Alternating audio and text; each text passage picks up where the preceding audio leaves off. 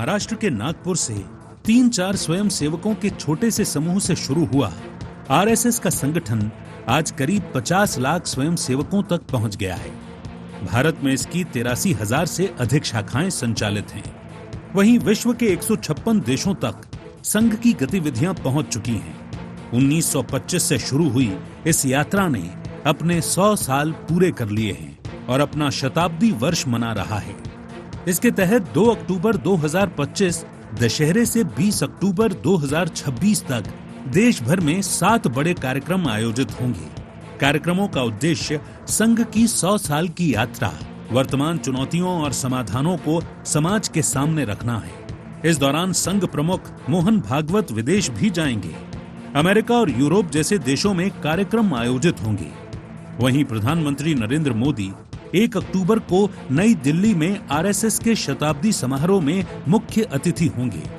इस मौके पर वे विशेष स्मारक डाक टिकट और सिक्का जारी करेंगे। संघ की 100 साल की यात्रा के दौरान उस पर सांप्रदायिक भेदभाव, धर्म के आधार पर राजनीति प्रभावित करने के आरोप लगे। कांग्रेस और दूसरे विपक्षी दलों ने संघ की राजनीतिक सक्रियता और सरकारों पर प्रभाव पर चिंता जताई। कुछ आलोचकों ने संघ के कुछ कार्यक्रमों और शाखाओं के संचालन को समाज में विभाजन पैदा करने वाला बताया, लेकिन संघ हमेशा दावा करता रहा कि उसका राजनीति में कोई हस्तक्षेप नहीं है। वो केवल सामाजिक और सांस्कृतिक संगठन है।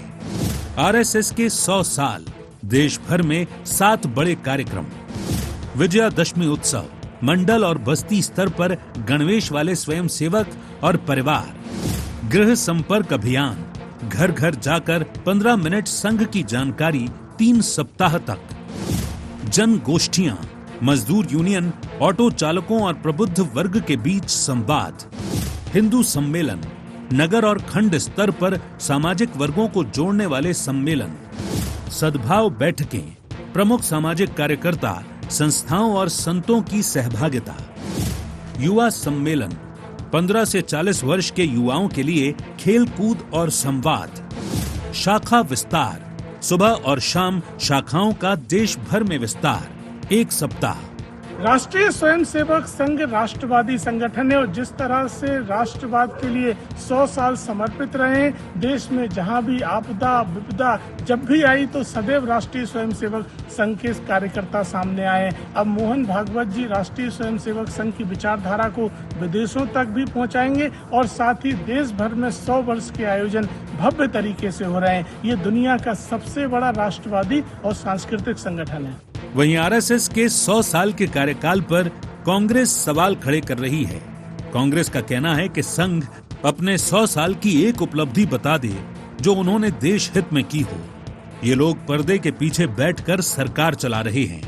नाम भारतीय जनता पार्टी का है, लेकिन हकीकत में सरकार संघ के लोग ही चला रहे हैं। ऐसे में संघ को खुलकर राजनीतिक दल के रूप में लोगों के सामने आ जाना चाहिए। दूसरे के कंधे पर रखकर बंदूक क्यों चला रहे हैं और लोगों को गुमराह कर रहे हैं? संघ के जो लोग हैं अब घर घर जाकर क्या संदेश देना चाहते हैं? 100 साल में उन्होंने क्या किया है? 100 साल में ये किया है कि सरकार चला रहे हैं ये लोग पर्दे के पीछे से बैठ के। नाम है भारतीय जनता पार्टी का, लेकिन हकीकत में तो सरकार संघ के लोग ही चला रहे हैं। मुझे इस बात की आपत्ति है कि संघ एक राजनीतिक दल के रूप में चुनाव नहीं लड़ना चाहता। संघ खुल के जनता के सामने क्यों नहीं जाना चाहता? संघ आए, अपना चुनाव का रजिस्ट्रेशन कराए, चुनाव लड़े, मालूम पड़ जाए। आज दूसरे कंधे बंदूक रख के क्यों करना चाहते हैं? लोगों को गुमराह करके जनता को 100 साल की बात कर रहे हैं। 100 साल में की ऐसी उपलब्धि बता दें जो इन्होंने की हो, जो देश के हित में रही हो। बहरहाल एक और संघ अपने 100 साल पूरे होने पर उपलब्धियों और सेवा कार्यों का जश्न मना रहा है, तो दूसरी ओर विपक्ष उसकी भूमिका और राजनीति पर सवाल खड़े कर रहा है। ऐसे में अब देखने वाली बात ये होगी कि ये बहस आने वाले समय में राजनीति को किस दिशा में ले जाती है।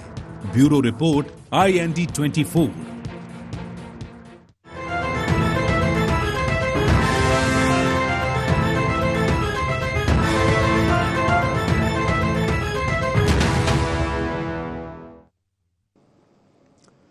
नमस्कार, IND एजेंडे में आपका बहुत बहुत स्वागत है। मैं हूं योगीराज योगेश।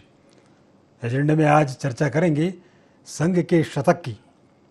दरअसल राष्ट्रीय स्वयंसेवक संघ अपना शताब्दी वर्ष मना रहा है और आप ये देखिए, ये दुनिया का एकमात्र ऐसा संगठन कि कई संगठन तो ऐसे होते हैं जिनके मेंबरों की संख्या उतनी नहीं होती जितनी तो संघ की शाखाओं की संख्या है। इस देश में 80-85 हज़ार से ज़्यादा शाखाएं राष्ट्रीय स्वयंसेवक संघ की लगती हैं। ये दुनिया का ऐसा संगठन जिसने प्रधानमंत्री दिए, जिसने सांसद दिए, जिसने विधायक दिए, जिसने रक्षा मंत्री दिए, कृषि मंत्री दिए। कहने का अर्थ है कि देश की एक नई लीडरशिप इसने तैयार की। ये ऐसा संगठन जो दुनिया के 156 देशों में अपनी एक्टिविटीज़ चलाता है और इसके कार्यों की प्रशंसा दुनिया भर के लोग करते हैं। चाहे सेवा का मामला हो, चाहे आपदा के अवसर हों, चाहे बाढ़ का मामला हो, चाहे कोरोना जैसी महामारी आई हो, संघ ने बढ़ चढ़कर हिस्सा लिया और उसके कार्यों की सराहना जवाहरलाल नेहरू जी ने भी की। और नेहरू जी के प्रयासों से राष्ट्रीय स्वयं संघ की पहली बार परेड गणतंत्र दिवस समारोह में उनको करने का मौका मिला।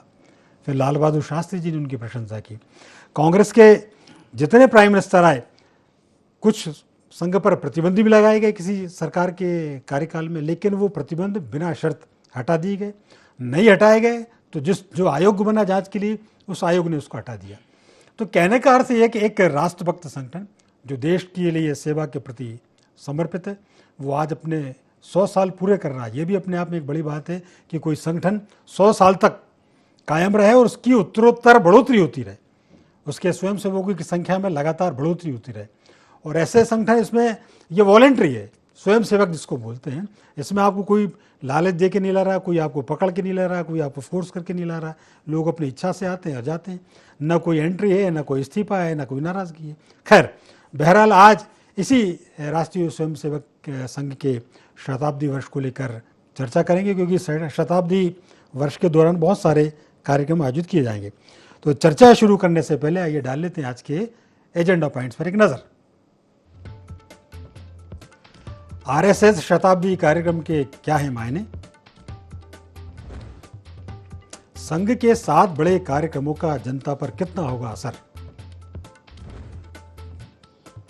संघ के राजनीति में हस्तक्षेप न करने के दावे में कितना दम?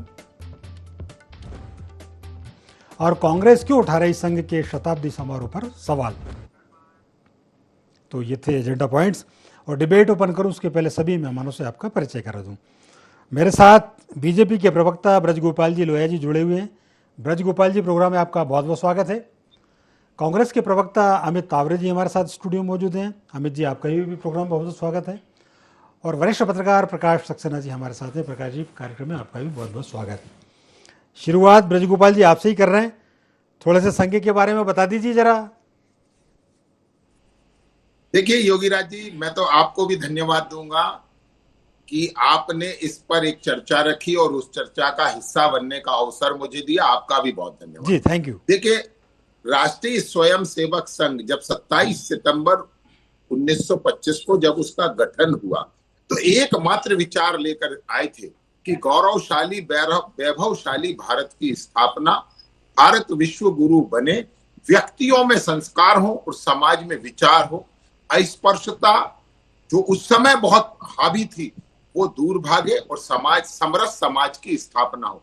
और आज 100 वर्ष बाद बड़े प्रसन्नता होती है कि भले ही 100% तक ना पहुंचे हो कई मामलों में हम, मगर बहुत आगे तक संघ का कार्य गया है। और एक और बात है, दुनिया में ऐसा कोई संगठन नहीं है कि जो अपने विचार के लिए जाना जाता हो। कोई राजनीतिक कार्यकलापों के लिए जाना जाता है, कोई सांस्कृतिक कार्यक्रमों के लिए जाना जाता है, कोई आंदोलनों के लिए जाना जाता है, मगर संघ एक ऐसा संगठन है जो इन सब के लिए भी जाना जाता है और इन सब के लिए नहीं भी जाना जाता है, क्योंकि हम व्यक्ति निर्माण का जो संघ का लक्ष्य है उस निर्माण को बहुत पूरा कर सके। नेतृत्व जो अगली पीढ़ी को मिलना चाहिए वो संघ दे पाया, जो विचार समाज को मिलना चाहिए था वो समाज दे पाया। ये उपलब्धियों भरा 100 वर्ष है और इसके लिए मैं अपने आप को भी धन्य मानता हूं कि मुझे ऐसे संगठन में स्वयं सेवक होने का अपने आप में गौरव है जो मुझे हासिल है।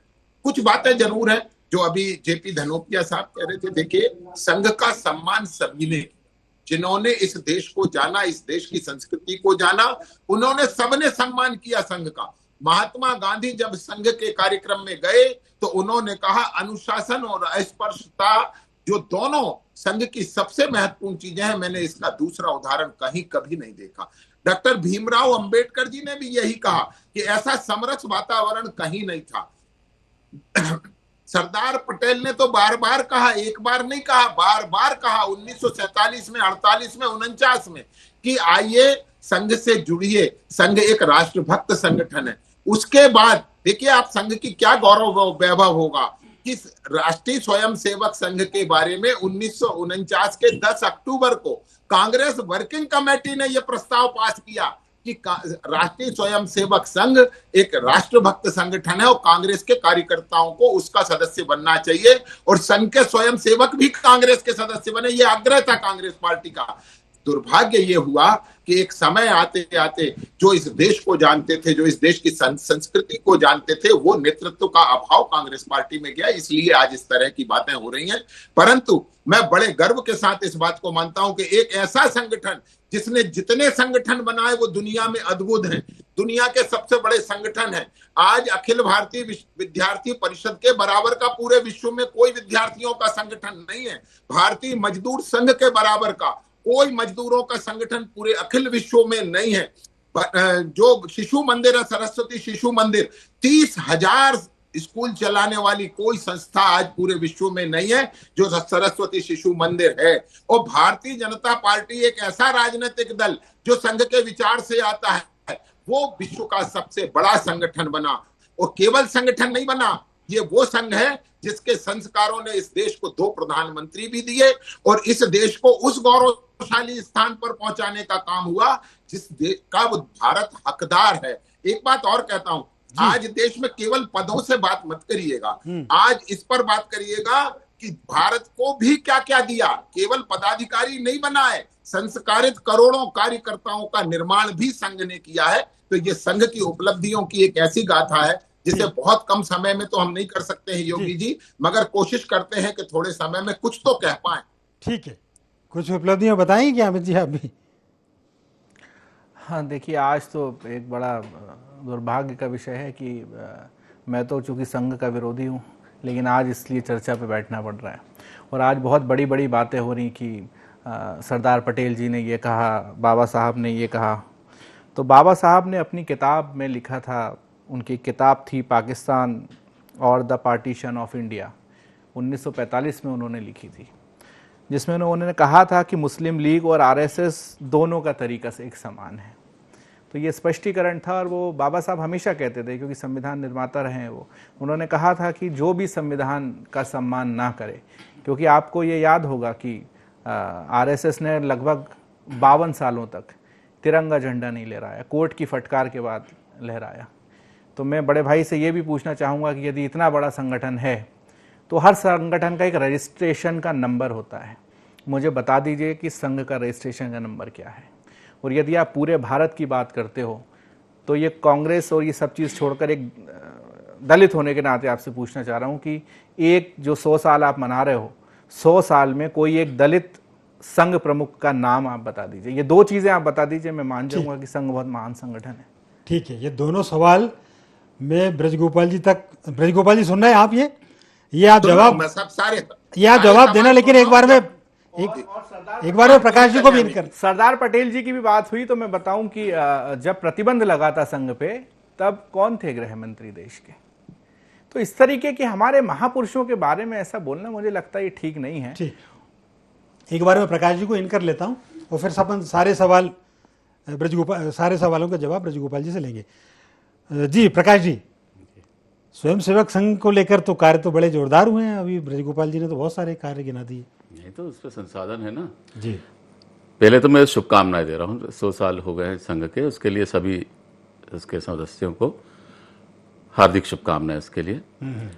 और वो एक चीज बताइए, एक बेरोजगार व्यक्ति जब ऑफिस डालता अपना, वो ढंग से एक ऑफिस नहीं चला पाता, और संघ यदि इतने सारे संगठन, इतनी शाखाएं सब चला रहा है, तो ये शोध का विषय है। ये बेरोजगारों को संघ में जाके इस बात का शोध करना चाहिए कि वो किस तरह से सब चला पा रहे हैं, क्योंकि ये एक फाइनेंशियल मैनेजमेंट सीखने को मिलेगा वहां पर उसको। तो ये एक शोध का विषय है। और कॉन्स्टिट्यूशनल यदि मैं कहूँ, जैसे अभी बात निकली थी आपके इंट्रो में कि पार्टी में उसका दखल नहीं है, सरकार में उसका दखल नहीं है, संवैधानिक तौर पे, एक नागरिक के तौर पे, तो मैं यही चाहूंगा कि जो संविधान है वो तो, कॉन्स्टिट्यूशन में कहीं पार्टी का भी रोल नहीं है, राजनीतिक दल का जिक्र नहीं है संविधान में पूरे में। उसमें जो आर्टिकल 324 है उसके अंतर्गत रिप्रेजेंटेशन ऑफ पब्लिक एक्ट 1951 में उसकी धारा 29A है, उसमें राजनीतिक दलों का गठन किया गया, मतलब उस एक्ट के अंतर्गत, मतलब एक इंडिपेंडेंट व्यक्ति चुनाव कैसे लड़े इसका प्रावधान उसमें दिया हुआ है। वो एक एक्ट में राजनीतिक दलों का प्रावधान किया है।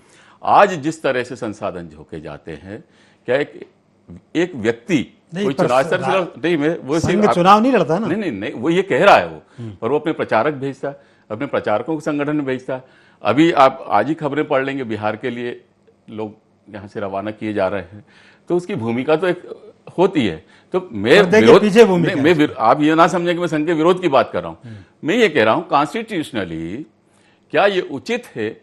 मैं कांग्रेस की आपकी डिबेट में आलोचना की है कि वो संघ जैसा संगठन नहीं बना पाया इसलिए पिछड़ रहा है, पर यदि संवैधानिक हिसाब से देखें तो ये ठीक है, क्योंकि हम एक सरपंच पत्नी जब होती, किसी महिला बनती है तो उसके पति की दखलंदाजी हम उसके एडमिनिस्ट्रेशन में बर्दाश्त नहीं करते हैं। तो हम अभी आप देखिए यहाँ पर विकास यात्राएं निकली, उस समय कांग्रेस ने वो मुद्दा नहीं उठाया, एक नागरिक के तौर पर मैंने उठाया कि हस्तक्षेप नहीं होना चाहिए। कॉन्स्टिट्यूशन फंडामेंटल राइट्स लोगों को देता है, वो किसी विचारधारा के कारण वायलेट नहीं होना चाहिए, सिर्फ इतनी सी बात है। ठीक जी। अब ब्रजगोपाल जी, आपके पास 2-3 सवाल आ गए, अमित जी के भी कुछ सवाल थे और प्रकाश जी ने भी हालांकि पॉजिटिव भी रहा, लेकिन एक आध उनका भी कुछ जवाब आप दे दें। अमित जी ने एक अच्छा प्रश्न किया कि सरदार पटेल जब गृह मंत्री थे तब संघ पर प्रतिबंध लगा था। अमित जी, मैं आपको पूरी बात बताना सीखिएगा कि जब हटे थे तब भी सरदार पटेल ही गृह मंत्री थे। एक बात और कहता हूँ, संघ पर 3 बार प्रतिबंध लगा, 1948 में लगा, 1975 में लगा और दिसंबर 1992 में लगा। और इन तीनों में मैं आपको बता दूं सरकार बदले बगैर संघ से प्रतिबंध हटे हैं।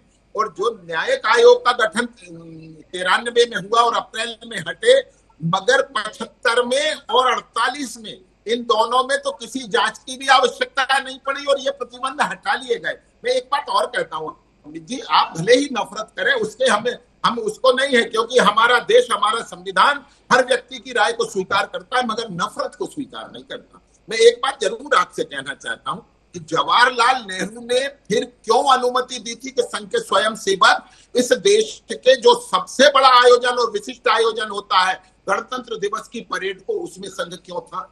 क्या आप नेहरू को दोषी ठहराना चाहते हैं?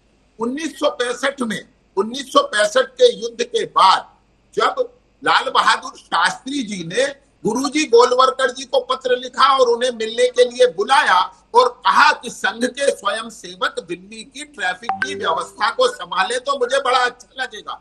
1962 में जब भारतीय सेना को सरहदों पर रसद की आवश्यकता थी, भोजन सामग्री की आवश्यकता थी, तब पहुंचाने का काम नेहरू की सरकार में हुआ। इसके बाद योगी जी और समझिए, आप 1991 में प्रधानमंत्री बने पीवी नरसिम्हा राव और कांग्रेस उनके बारे में भी ये कहने लगी कि ये धोती के नीचे हाफ पैंट पहनते हैं, उन्हें भी संघ का कार्यकर्ता बनाने की कोशिश की। प्रणब मुखर्जी जी जब संघ के कार्यक्रम में गए तो इन्होंने क्या क्या कहा ये उन्हें मालूम है। मगर मैं एक बात जरूर कहता हूं, आप आलोचक बनिए, हमारे काम के आलोचक बनिए। ठीक है, आप एक गलत काम नहीं बता पा रहे हैं कि संघ के स्वयं सेवक के कोई गलत काम। एक बात और कह के अपनी बात खत्म कर दूंगा योगी जी। देखिए संघ का साहस क्या होता है जो आज ही कांग्रेस पार्टी को पता चला है। पी चिदम्बरम ने आज कहा कि 26/11 के हमलों के बाद हमने कार्रवाई करने की सोची थी पाकिस्तान पर, मगर अमेरिकी दबाव बहुत था तो हम कर नहीं पाए। आपको याद होगा पीवी नरसिम्हा राव जी ने अटल जी को एक पर्ची दी थी कि परमाणु विस्फोट की तैयारी पूरी है मगर अमेरिकी दबाव के कारण हम नहीं कर पा रहे हैं। संघ का स्वयं सेवक जब 2 बार प्रधानमंत्री, 2 अलग अलग लोग बने, तो किस तरह दबाव को छोड़कर राष्ट्रहित में काम करते, ये संघ है, ये संघ की विचारधारा है, ये संघ का विचार है। और यह विचार और ये विचारधारा जो होती है वो अपने आप हमें श्रेष्ठ बनाती है, उसमें किसी सर्टिफिकेट की आवश्यकता नहीं है। और एक बात और कहता हूं कि संघ में मैंने जो अभी आपसे कहा था कि प्रॉक्सी नहीं है, संघ ने विचार देकर हमें छोड़ दिया है कि हम भारतीय जनता पार्टी की राजनीति करें या अखिल भारतीय विद्यार्थी परिषद की करें कि विश्व हिंदू परिषद की करें कि वनवासी कल्याण के लिए काम करें या हम दलित बस्तियों में काम करना हो तो सेवा भारती के माध्यम से करें, ये हमें चुनना है। संघ बाध्य नहीं करता है, ना किसी को काम करने के लिए बाध्य करता है, ना किसी को अपने से जुड़ने के लिए बाध्य करता है और ना इसके लिए बाध्य करता है कि आप अन्य राजनीतिक दलों में ना जाएं। अभी मोहन भागवत जी ने कुछ समय पहले कहा था कि यदि अन्य कोई राजनीतिक दल भी हमसे प्रचारक मांगेगा तो हम उसे देने राजी हैं, मगर आप मांगो तो ना तो आपको विचार चाहिए ना आपको संस्कार चाहिए, आपको तो रोम से प्रचलित जो मान्यताएं हैं उनको आगे बढ़ाना। ठीक है, आपने बहुत जोरदार ढंग से अपनी बात रखी। बस एक सवाल छोटा सा उनका रह गया, वो बार बार पूछते हैं, एक बार बता दीजिए। देखिए मेरे तो दोनों सवालों का जवाब नहीं आया।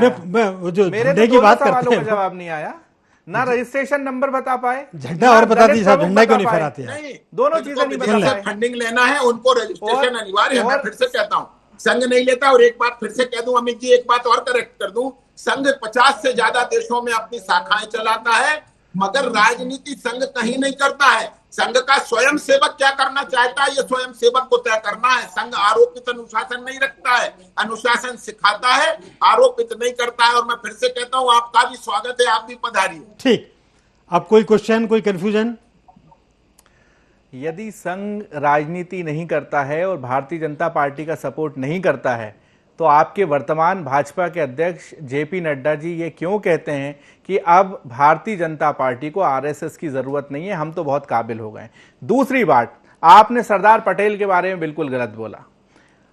उनके समय में प्रतिबंध लगा था, उनकी विचारधारा स्पष्ट थी, उन्होंने संसद में खड़े होकर कहा था। मैं आपके बीच में नहीं बोला, मैं आपके बीच में नहीं बोला। एक मिनट अमित जी, एक मिनट लोहिया जी, मैं आपको मौका दूंगा। इनका माइक बंद कराइए। ठीक है, नहीं लोहिया जी आपको मौका दूंगा, एक बार सुन लें उनको जी। सरदार पटेल ने संसद में कहा था कि हिंदू महासभा और आरएसएस ने गांधी जी की हत्या के वातावरण को जन्म दिया है। आप भले ही कांग्रेस के सारे महापुरुषों की बड़ी बड़ी मूर्तियां बना दे और उनको अपना बताने की कोशिश करें, लेकिन जो इतिहास है वो सब कुछ बताता है। दूसरी बात, यदि आरएसएस जो है भारतीय जनता पार्टी से जुड़ा हुआ नहीं है तो आखिर भारतीय जनता पार्टी की जब केंद्र में सरकार रही, नरेंद्र मोदी जी प्रधानमंत्री बने, भैया तभी संघ का कार्यालय 100 करोड़ का कैसे बना? इससे पहले आपका संघ कार्यालय क्यों नहीं बना? ठीक है, ठीक। आज Z+ सिक्योरिटी लेके आपके संघ प्रमुख घूम रहे हैं। अमित जी, कौन सा देशभक्ति का काम करा है मोहन भागवत जी ने? अमित जी, आप इतने करोड़ों दलितों में से एक दलित आपको नहीं मिला जिसको आप संघ प्रमुख बनाते। आप सारे दलितों को लेकर सिर्फ डंडा लेकर घुमाते हो। अमित जी, अपन उनसे जवाब ले लेते हैं, पहनाकर उनका प्रयोग करते हो आप। ठीक अमित जी, मैं ये कह रहा हूँ, ठीक है, वो तो अपन जवाब एक मिनट लोहिया जी, एक मिनट, आप जवाब जरूर देना। मैं ये कह रहा हूँ, कोई संगठन यदि सरकार को सपोर्ट कर रहा है, ऐसे आपके पास भी कई सारे संगठन, और आप भी बनाइए कि ऐसे संगठन जो जमीन पे जाके काम करें, जो आपकी विचारधारा पे काम करें। हमको ऐसे नफरती संगठन की आवश्यकता ही नहीं है। चलिए लोहिया जी, आप बताइए। देखिए, मैं 2-3 बातें बताता हूं। पहले तो गलत सिद्ध करने की जो कोशिश कर रहे थे उससे मुझे आपत्ति है। 17 सितंबर 1948 को आप चेक कर लीजिए, फैक्ट आप जब मर्जी आए चेक कर लें। 17 सितंबर 1948 को माननीय सरदार पटेल जी ने जो कहा, जो मैंने कोट किया है, उसके बाद 3 जनवरी 1948 को उन्होंने इसी बात को रिपीट किया। उसके बाद मैंने आपको डेट दी है, कांग्रेस वर्किंग कमेटी 10 अक्टूबर 1949। आप फैक्ट चेक कर लीजिए। अगर मैं किसी बात को गलत कह रहा हूं तो आप उसको फैक्ट चेक करिए। मगर मेरा ये आग्रह है कि अपने ही नेता जिन्होंने संस्थापना आपकी की है, जिनके नाम से आज भी आप चुनाव लड़ते हैं, कृपया उन्हें बेइज्जत मत करिए। आपके नेताओं के बारे में कह रहा हूं, मेरे नहीं। ठीक बात। अमित जी, आपको कुछ कहना तो बहुत जल्दी से, फिर मेरे दोनों सवालों का जवाब तो मिला ही नहीं। कोई दलित व्यक्ति जिसको संघ प्रमुख बनाया हो, नहीं बनाया तो क्यों नहीं बनाया? और संघ प्रमुख का रजिस्ट्रेशन नंबर बता दीजिए। महात्मा गांधी और बाबा साहब ने क्या कहा कि संघ ही एकमात्र ऐसी जगह बनाया या नहीं बनाया? मैं तो आपसे ये पूछ रहा हूँ कि बनाया, समय बहुत कम बचा। 100 साल में कोई एक भी दलित नहीं मिला आपको? कब तक बाहर निकलेंगे? 100 साल में एक भी दलित को आप संघ प्रमुख नहीं बना पाए। ये फिर से बड़े दुर्भाग्य का विषय है। ठीक है, ये दुर्भाग्यपूर्ण चर्चा करते हैं। ठीक बात, लेकिन अच्छे तर्क जरूर जोरदार आ रहे हैं। हाँ प्रकाश जी। देखिए, हम निंदक नहीं हैं, आलोचक हो सकते हैं। और हम तो स्पष्ट तौर पे निंदक हैं। आप सुनिए तो, हम हो सकते हैं। नहीं, हम स्पष्ट, वो आपका व्यू है। मैं कह रहा हूं कि कुछ अच्छे विचारवान लोग संघ में रहे हैं और पहले हमने काम देखा। एक मेरे पास ही एक व्यक्ति काम करता था, वो फिर संघ से जुड़ा, एक शिव गंगा अभियान झाबुआ में चलता है। उन लोगों ने शिव जी की जटाओं से कॉन्सेप्ट लेके, वो पड़त जमीन थी, सूखी जमीन थी, उनको पानी को रोका और उनको सिंचित जमीनों में अच्छा वाटर लेवल उसका बढ़ाया। ऐसे काम भी किए हैं। मैं उसकी वैज्ञानिकता और ऐसे, मेरा सिर्फ मतलब यह है कि जब कॉन्स्टिट्यूशन सेपरेशन ऑफ पावर देता है, उसके जो 3 स्तंभ हैं, चौथा स्तंभ आप मीडिया को मान लें, जो चेक एंड बैलेंस निरंकुश होने से रोकता है। यदि कोई विचारधारा इन संघों पे हावी होगी, इन स्तंभों पे हावी होगी, तो लोकतंत्र बिना संविधान को बदले खत्म हो जाएगा। तो मेरा आपत्ति सिर्फ इस पे रहती है कि बस एक सवाल मेरा इसमें, जी जी, कि यदि ये किसी को लगता है कि ऐसी विचारधारा किसी पर हावी हो रही है, तो ऐसी विचारधारा एक लेफ्टिस्ट की विचारधारा हावी भी रही है और अभी भी हाँ रही ना, वो गलत रहा। आप इसका, मैं यदि ये आलोचना कर रहा हूं, इसका मतलब नहीं इनको सही कह रहा हूं। ये किसी भी, मैं तो कांग्रेस की भी बोल रहा हूं, लेफ्टिस्ट की बोल रहा हूं, वो सत्ता में हस्तक्षेप ना करे, वो फंडामेंटल राइट्स पर हस्तक्षेप ना करे, संविधान निष्पक्ष होकर सभी के लिए एक समान काम करे। उससे हटके आप अपना प्रचार करो, अपने धर्म प्रचार करो, संस्कृति का प्रचार करो, उसमें कोई दिक्कत नहीं है, पर उसमें हस्तक्षेप ना होना चाहिए। सिर्फ इतना सा मेरा मानना है इसमें बस। आपने, लेकिन एक बात जरूर है, संघ अपने काम कर रहा है, भाजपा अपने काम कर रही है, कांग्रेस अपना काम कर रहे हैं, लेकिन एक बात जरूर है कि आप तीनों ने बड़े जोरदार ढंग से इसको विचारोत्तेजक जो आपने लॉजिक रखी, ब्रजगोपाल जी, संघ के बारे में जो आपने जिज्ञासाएं अमित जी की दूर करी। अब देखिए, सभी सवालों का समाधान तो शायद कोई, मेरी बिल्कुल दूर नहीं हुई। मैं तो जो 2 सवाल नहीं आपकी तो बिल्कुल नहीं होगी आपकी दूर। हो सकता है आपकी दूर की हो। नहीं, मुझे तो दूर करने की जरूरत नहीं है। हाँ। अब कांग्रेस तो चिर असंतुष्टि है, तो उसका तो कोई उसका जवाब नहीं है, लेकिन फिलहाल तो जेन्युइन है ना, फिलहाल उसका लेकिन जवाब तो होता नहीं। उनने कहा ना कि हमारे यहाँ समरसता की बात नहीं की, संघ वालों ने की, इसकी तारीफ महात्मा गांधी ने। मुझे एक बात बताओ, इतना बड़ा संगठन है, आप कह रहे हो इतने करोड़ों लोग हैं, आपने दलित प्रभु कह तो रहे वो, क्यों नहीं बनाया आपने? वो कह तो रहे। वर्ग का व्यक्ति क्यों बनता हुआ है? योगी जी, मैं फिर से ये बताइए, कांग्रेस और का आपका रजिस्ट्रेशन नंबर क्यों नहीं है? आप ये बता दीजिए, आप इतना बड़ा संगठन है तो आप लोगों ने जनगण मन का विरोध क्यों किया? आपने झंडे का विरोध क्यों किया? ये कैसा राष्ट्रवादी संगठन है? ठीक बात। देखिए एक मिनट, जब बस समय इतना ही था, लेकिन जब राष्ट्रवाद की भावना आती है तो राष्ट्रवाद के प्रति ऐसा ही उबाल देखने को मिलता है। आप तीनों युवाओं का बहुत बहुत धन्यवाद, शुक्रिया। तो IND एजेंडा में फिलहाल इतना ही। आप हमारे साथ बने रहिए, जुड़े रहिए और देखते रहिए IND 24। नमस्कार।